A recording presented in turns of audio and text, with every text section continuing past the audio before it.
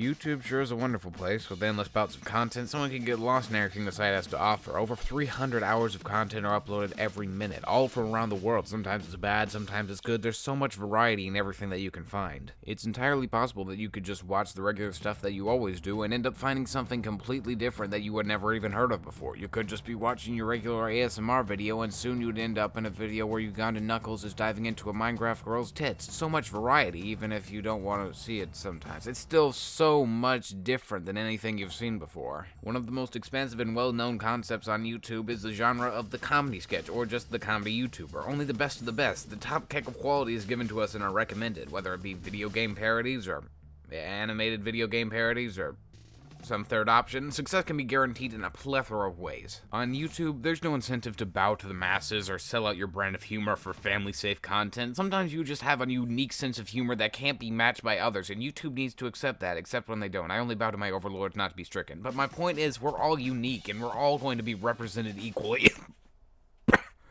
Oh, it's killing me. Sorry, I had something in my throat. YouTube seems to favor those willing to sell out and make safe stuff. I know, quite the controversial opinion I have, but saying something everyone already knows doesn't make it any less true. The entire purpose of the trending tab is to make large channels and corporations get the sunlight while us scrubs get to stay in the darkness to rot. Obviously, there's a thing to be said about how the YouTube algorithm is really fucking messed up, but we've already heard it a million times before. Of course, if you make a video game parody video, you're gonna gain views. As long as you aren't filming on shit and avert a subreddit about the aforementioned franchise, you can make it big, kid, and all it cost was your dignity. But we're YouTubers, so it's a pretty good deal with nothing to lose, except if they take your ad revenue. Hold up, why am I even talking about video game parodies? I feel like I'm back in 2013. Are they still a very popular thing to do? I don't really know any channels that still do that. There's one? Oh, that one, yeah. No, that's what the video was about, right? And so, imagine with me, if a channel decided to take the power of the 2013 video game parody video and do exactly what you'd expect with it. That's how Dorkly came to be. But before I talk about them, I should mention their main channel they sort of leached off of at first and then decided to separate like an alien parasite leaving its host, College Humor. It's most likely if you were around back in the early days of YouTube you heard of them, or you could have seen one of their more popular videos in your recommended or in the trending tab. That could be because of how much they appear there, or it could be since they have over 3,300 videos. Boy, I'd hate to be a consistent viewer of the channel. Some of their most iconic staples now include obnoxious thumbnails and hosting content that isn't even original to their channel. It seems College Humor is like a jumping off point for creators. Some have had cartoons, sitcoms, and comedy series, and you bet College Humor is going to cash in on that fact to put straight up clips from the show in. I'm not even sure if that's supposedly legal, but I guess it's from there originally, so I guess it's fine. When it comes to the shows that come from College Humor, it's somewhat of a mixed bag. It can be bad, like What the Fuck 101, where it has sort of poor animation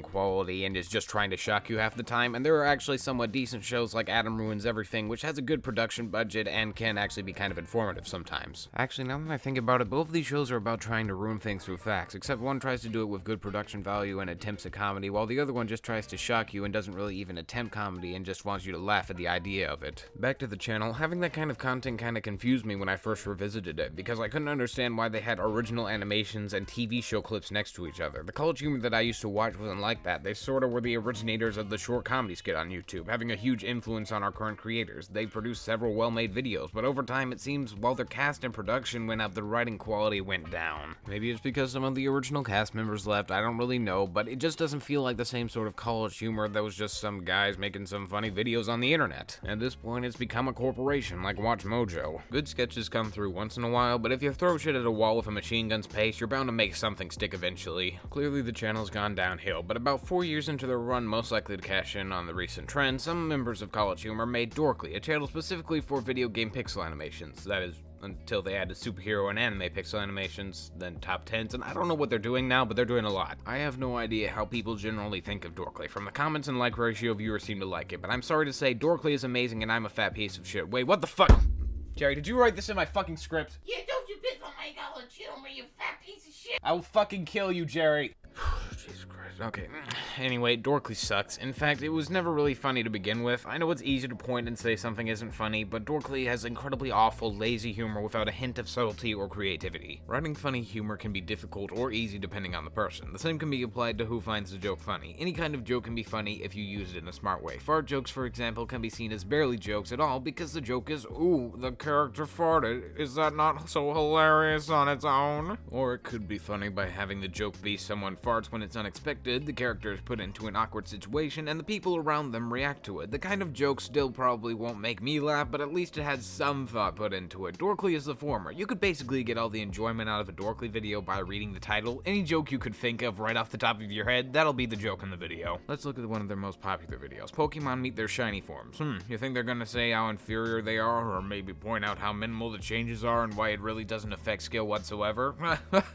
Who could really tell? No video series of theirs demonstrates my point better than if blank had an assistant. Anyone can point out that Bowser trying to beat Mario with Koopas and keeping a huge axe behind him that can knock down his bridge is stupid. Everyone who's played the game with their friends has made that joke trying to be funny. Everyone knows that Thanos' attempt to try and give more resources to people by wiping out half of existence is not a good idea. Everyone who's gone to a movie theater has had that dumbass friend who likes to make that fucking joke. Here's a little idea that I came up with off the top of my head. Why not make a joke people don't see coming? If you're gonna make a gaming joke people have said before, make it something obscure that not many people have heard. Therefore, the joke doesn't seem as tremendously overdone. Oh wait, then the joke would lose the advantage of people knowing what it means, because having jokes where the punchline is just reference don't work either because there are people who might not get it. Even if you haven't played the game, the jokes are so predictable and unoriginal. Their old videos are just as bad, but they have the advantage of only being around 30 seconds. You'd honestly be better off playing some Nintendo with your friend who won't shut up with the obvious puns, because in that situation you at least get to play a game. I believe it was Mel Brooks who said, a good parody is a funny movie on its own without you needing to watch the source material. That's why Spaceballs is good. You can watch it without ever having watched Star Wars and still find it incredibly hilarious because it works on its own and has its own jokes. That's something you can't say for Dorkly. It's basically the epic movie of movies. I could go on and on about the kinds of terrible jokes you can predict, but we'd be here all day and I've got other points. Original pixel art can be done correctly or incorrectly. Sometimes the character has a wrong shape, sometimes it seems like the character has too much going on at once, so it becomes really odd to tell what anything is. Sometimes it's too simple to tell what anything is, and sometimes it's Dorkly, which found a way to make it even more incorrect than if you had just screwed up. What Dorkly does is they lift the models from the games, which I could understand in earlier videos because they were just starting out. They still use the same Super Mario World versions of those respective characters. Even when in games where the bitrate would be lower or higher, the character is almost always the same. Sometimes for no reason they get different sprites from Mario, but he's the wrong model. For example, in this Luigi Wears Red video, they put the arcade version of Mario and Luigi from Mario Bros. In a Super Mario Bros. Setting. Why? It just clashes with the rest of the scene. Artists are involved in the creation of these videos, right? If you want to make videos with the same character designs, why not have them be original in some way? I'm not saying you need to reinvent the wheel or anything, but wouldn't it be better if you had original character designs? That way it would be easier for people to distinguish your brand from other videos. In several of their videos, characters with different bit rates are on screen at the same time, and I just have to ask how they could give so little of a shit. Characters may not have a higher or lower bit version of themselves if they have a single game, so that's why you need to make them yourself. That way you have a flair that no one else has. It kinda is called originality. I counted over 75 skits involving Mario or Mario characters. I'm not saying that it's a bad thing to have Mario as a character, but Jesus Christ, try something different. There's over 60 with Pokemon, there's so many with Zelda, there's so many with Sonic. That's another problem with Dorkly. They're reluctant to leave their little bubble of franchises. So many 8 or 16-bit or even 4-bit games exist with premises that have much more comedic possibility with much more thoughtful humor that could be made, but they're too busy making Mario is very Italian 27. Is it not so funny that he is Italian? He has a mustache. He says a meatball. Oh my god, he's so fucking funny. Not being bothered to make original assets is one thing, but being too lazy to steal characters for new settings is a different kind of bad. I know why they do it, because the more recognizable as a series it is, the more likely the casual viewer is to click on the video. The writers also seem to not actually play the game, so the more easy to make base level observations, the better. As far as I can tell, Dorkly has never made a video based on a joke premise I haven't thought about myself. The corporate fumes are really just wafting through the air in loads from this channel. And monkey see monkey do, I suppose, because like knowledge humor before it, Dorkly came to the brilliant idea of making a channel about video game parodies, not only about video game parodies. days. Nowadays, we get top 5s and just general dorky, gamer, geek-related stuff that appeals to all audiences of that kind of market. It's really like GameStop. They just decided to put in a bunch of useless bullshit in the aisles of their stores for no reason, just so they can take attention away from games for no reason whatsoever, even though game is in the fucking name and it's about fucking games. Oh my fucking god, GameStop, stop selling Five Nights at Freddy's shit, no one buying it!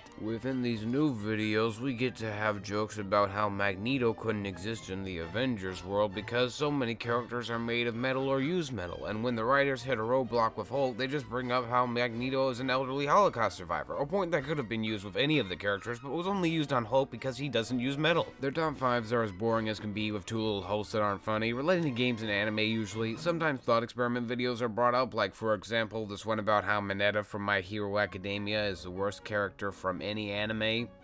Like ever. I'm about to be talking about My Hero Academia stuff to help prove my point, but if you don't know anything about that series, then you can just skip ahead to whatever point I put up on the video, but I'm probably not even going to put it up because I'm too lazy to do that kind of shit. Some of their greatest points include he has a useless quirk and can't do anything in fights. Even though he helps in the USJ, he beats a professional hero all on his own, and he's able to clog the holes of robots and trap them with his balls. If you're a woman who's been perved on, you don't like it being played for laughs, even though bringing lightness to serious situations is what comedy does, and Mineta is also always punished whenever he tries to do something pervy. Instead of getting character development for Zero in the hero battle, we hear Mineta whine about wanting to be cool despite him overcoming his fear and growing somewhat as a character, not only by defeating Midnight, but also dragging his unconscious teammate with him across the finish line. I guess that ticks off his complaint about Mineta never having any selfless moments. He's just a pervert, so he's the worst character in all of anime. I won't say he's a great character, and sure there are better characters that could fill his place, but he isn't the worst character in anime, nor even in Class 1A. Agakure's only joke is she's invisible. How did she get in? What's her personality? What does she bring to the series?